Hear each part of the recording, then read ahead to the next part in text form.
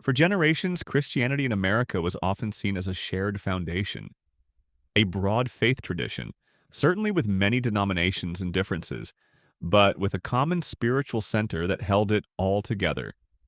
Today, that landscape looks dramatically different. Churches are divided on culture, politics, identity, and the very future of American Christianity.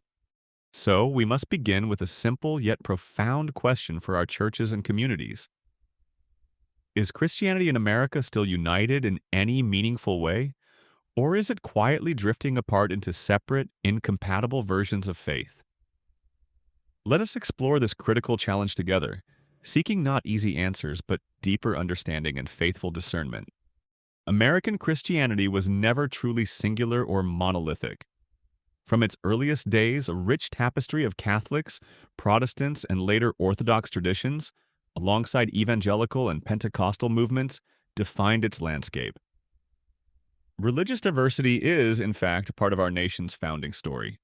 Yet, for much of American history, despite these differences, a sense of shared ground persisted. Common beliefs about Scripture's authority, salvation through Christ, and the importance of community fostered a recognizable unity. Christians might have worshipped differently, but they recognized each other as fellow believers.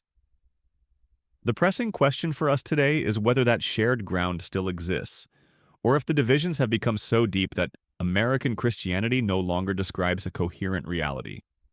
The sheer scope of Christian diversity in America is vast, encompassing thousands of distinct denominations. Some groups differ subtly in worship style or governance, while others diverge dramatically in theology, scriptural interpretation, and core practices. This spectrum challenges our understanding of unity. The Apostle Paul reminds us in 1 Corinthians, "For now we see through a glass darkly." This verse often encourages theological humility, acknowledging that no single group possesses a monopoly on divine truth. Historically, Christian unity was not about uniformity, but about recognizing a shared pursuit of Christ despite varied perspectives.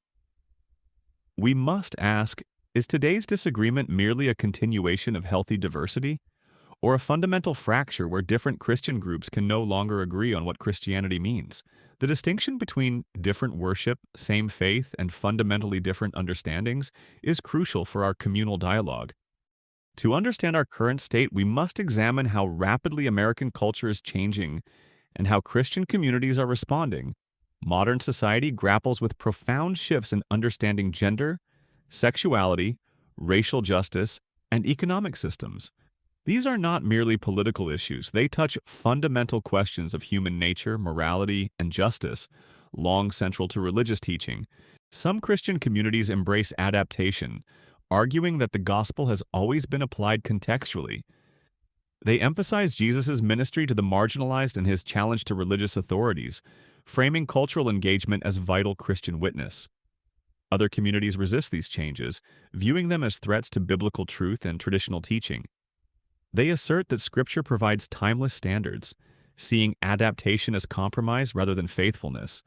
When culture shifts faster than theology can thoughtfully respond, what happens to unity? Increasingly, Christians on opposing sides don't just disagree, they question the other's Christian identity.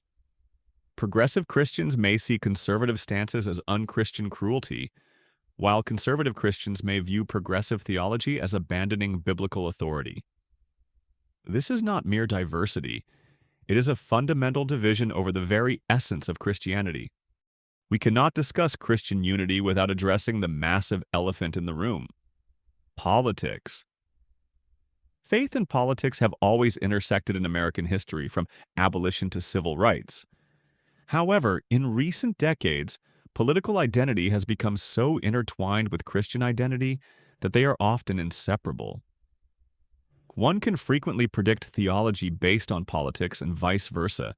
Some congregations deeply engage in political action, viewing it as essential Christian witness, mobilizing voters and speaking from the pulpit on political issues.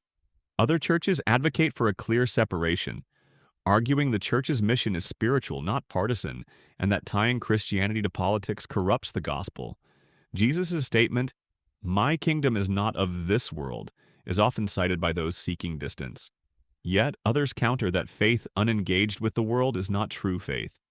The critical question is not who is right about faith and politics, but whether political alignment strengthens or strains Christian unity. Evidence suggests it causes more strain. Churches split over political issues, families divide, and politically opposed Christians find it difficult to worship together. When a political opponent is also deemed theologically suspect, unity becomes nearly impossible, eroding the very fabric of Christian fellowship. Another significant factor in Christian unity is the generational divide. Younger Christians, millennials, and Gen Z often approach faith differently than older generations.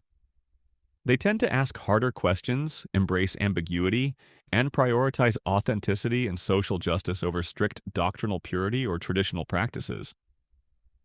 They are more likely to identify as spiritual but not religious, or Christian without institutional affiliation.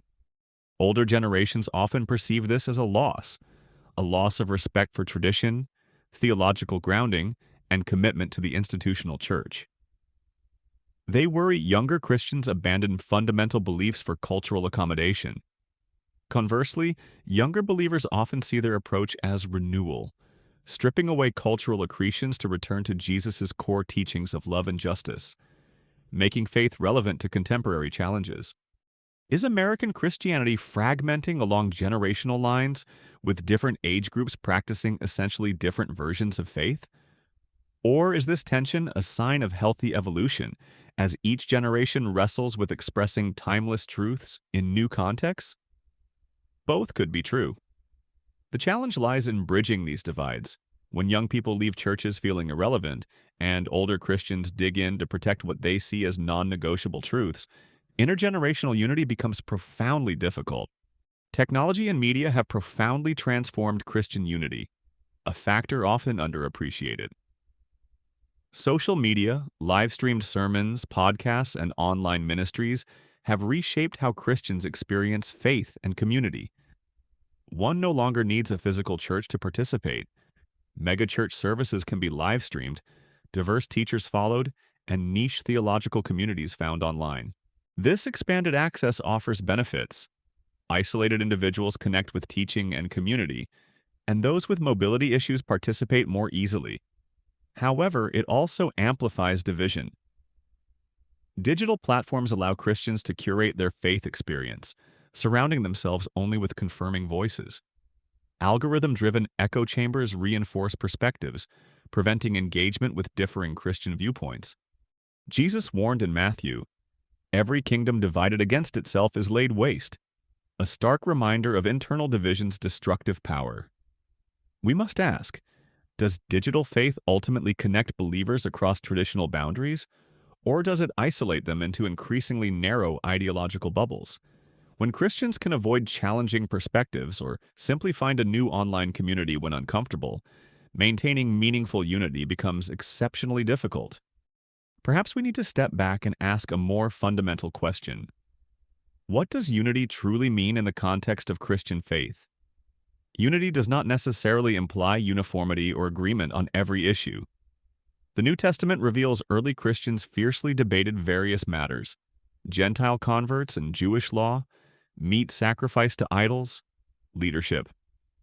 The early church was filled with tension, yet remained connected through a shared commitment to Christ and to each other. Ephesians 4-3 exhorts us to make every effort to keep the unity of the Spirit through the bond of peace. Notice it doesn't say unity of opinion or unity of doctrine. It speaks of spiritual unity, maintaining relationship even amidst disagreement. So the deeper question isn't, are Christians in America united in their opinions, politics, or interpretations of Scripture? The real question for us as church leaders and congregants is this: are we still united in purpose, in humility, in commitment to following Christ, and in treating each other with love even when we disagree? If the answer to this second question is no, if Christians have become so polarized that they cannot even recognize the faith of those who differ, then unity is genuinely fractured in a way that profoundly matters to the gospel witness. So, is American Christianity divided beyond repair, or is it simply revealing its inherent complexity in ways now more visible? Can meaningful unity exist without uniformity of belief or practice? And what does Christian faith truly require in times of profound difference? Absolute certainty about who's right, or humility and grace toward those who see things differently? These questions have no easy answers, nor should they.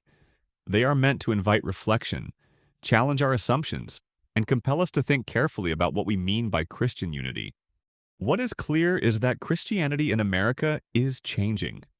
The landscape looks different than it did 50 years ago, and it will continue to transform.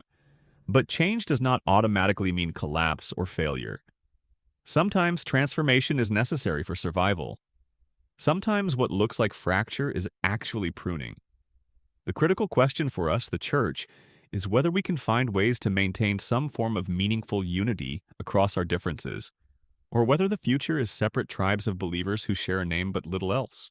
This question remains open, and how it is answered will shape American religion and culture for generations to come.